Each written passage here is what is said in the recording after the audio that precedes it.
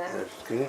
Yeah, there we go. And pop that on, relax your arms by That's your the side. magnet, is it? Yeah. One of the common things that the elderly population get with their heart is that it tends to slow down, sometimes misses a few beats, and that can cause patients to feel dizzy or even collapse. And obviously if they're driving or doing something like climbing a ladder, that can be a very dangerous situation. One of the treatments for slow heartbeats is a pacemaker, which is a simple, relatively simple operation where they have an implanted device under the skin with a wire into the heart, which then listens to the heart.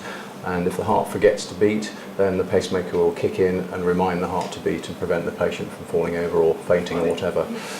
This is a service that's traditionally been offered for island patients on the mainland. Since January this year, I'm glad to say that we've been able to offer a pacemaker implant service here at St Mary's.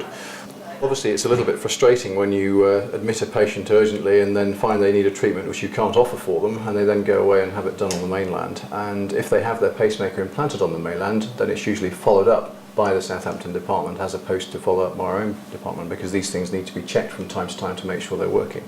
So it's much nicer to be able to make the diagnosis, implant the system locally for the patient to prevent them going over there. But also another great advantage of offering the service locally is that it's a money saver for the trust.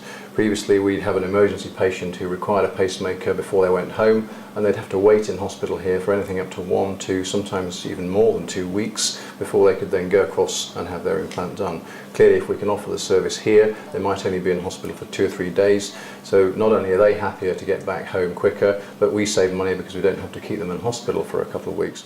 Obviously it's not just the patients that benefit from this. Visiting elderly relatives on the mainland is extremely difficult if they have family locally, and of course the elderly patients feel very vulnerable when they're over on the mainland away from their families, so clearly it's much easier if they have the system implanted locally where all their relatives can come and see them.